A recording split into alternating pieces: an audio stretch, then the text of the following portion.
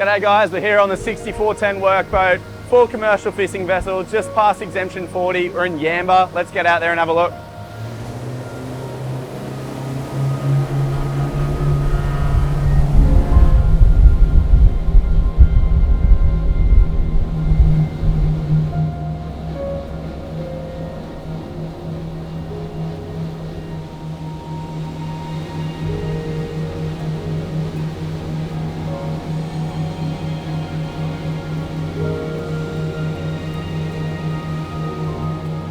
So this 6410, it looks a fair bit different to a lot of our other boats. Full commercial vessel, you've got a forward driving position, wide open decks, you've got 4 meters from the transom here up to the dash.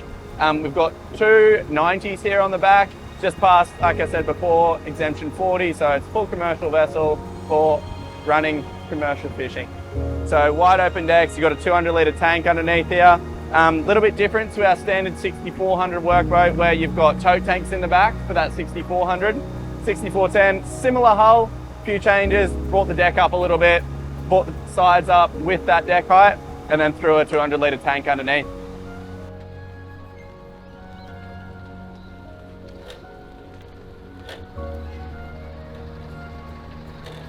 One thing for the design of this vessel, straight from the concept stage all the way through to the final build and getting it on the water, was making sure it was easy to single-handedly operate. That goes from trailering the boat as well as dropping it in the water and getting it out to where the owner might be fishing. The main thing here is making sure that everything's easy to use and everywhere that they put any equipment or anything like that, it's easily accessible. So on this boat, they've fitted a boat catch system to the trailer, so when the owner jumps in the vessel, pulls the catch, drops off the trailer and rolls straight into the water.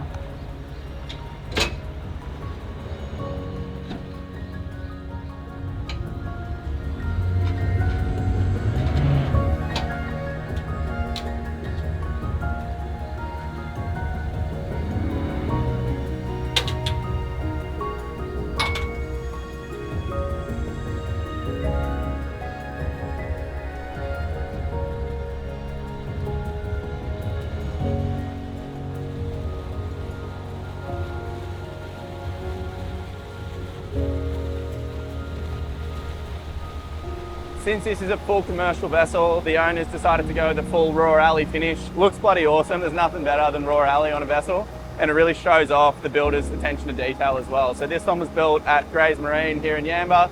We're in Yamba at the moment. If you haven't noticed, it's the Clarence River. Just out chest testing it in the river at the moment, then we'll jump out of the bar and have a look.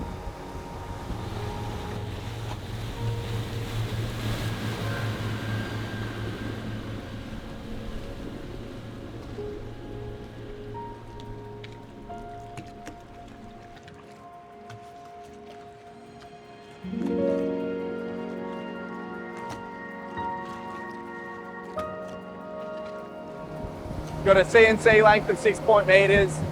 The beam's 2.4, dead rise about 14 degrees at the transom before moving forward and getting really quite sharp, getting to about 49, 50 degrees at the bow.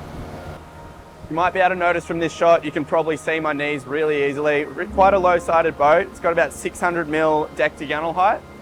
Perfect for a commercial fisherman trying to get over the gunnel and rip up their catch.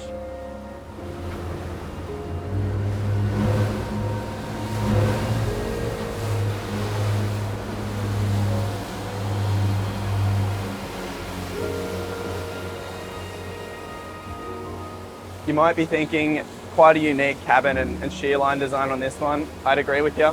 It's not for everyone's taste, but for a commercial fisherman, it's absolutely perfect. Plenty of deck space, small cabin up forward to keep all your gear nice and dry. And if you cop a wave over the front, it doesn't really matter. Fully self-draining decks, no worries at all there.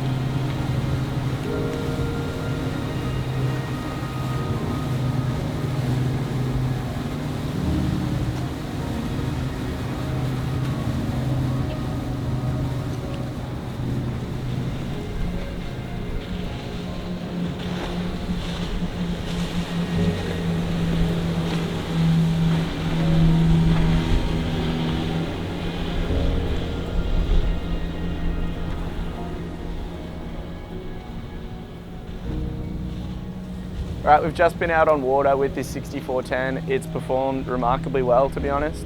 With even having such a forward helm position, it's not too bad in a little bit of wind chop. So jumping out the bar there here at Yamba, you think it might be a little bit choppy at the back or not punch through waves too well, but it's actually remarkably good. Really fine entry really helps that, and then you get the stability of the transom back here. We've gone to level flotation on this one. Filled in these sides and the gunnel plates here, just to get foam in there. There's not an awful lot of room under deck. It is a pretty low deck given it's a commercial fishing vessel, so we needed to fill these ones in to get the level of flotation up to that basic standard as detailed by AS 1799. Moving up to the helm, twin Suzuki, so you got your throttle here, got your two Suzuki screens as well. We've got a Simrad NS Evo 3 and another Simrad S29 over here. Moving over to this side, we've got your switches and things like that for radio, sounders and whatnot. But then up in the forward cabin, it's a little bit messy at the moment, sorry, but plenty of room for all your gear. We've just chucked a bunch of camera gear and things like that in there, so sorry for the mess. It is a pro fishing boat, so it's not all important to have everything beautiful and pretty. Nice and simple here, you've got your radio, sensors, it's just switches for all your gear really, GPS, sounder, bilge, anchor lights and whatnot. So a bit of a no frills design here. Being a commercial fisherman, you don't want to have anything you don't need. Things go wrong, things break. So basically the idea is to have a full open deck, plenty of working room, nothing to go wrong really.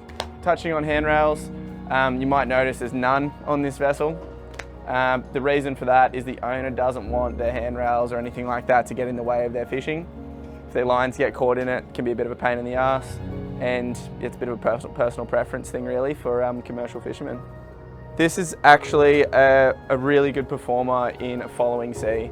So you might get a little bit of water up on the aft decks like you do any vessel, but drains out really nicely considering the decks are above waterline, so no issues there with self-drainage.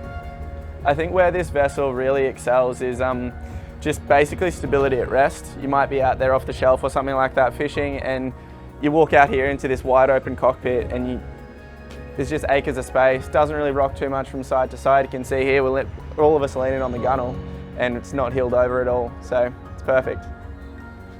Big thanks to Grays Marine and Welding for having us out here today. This is the 6410 workboat that they built.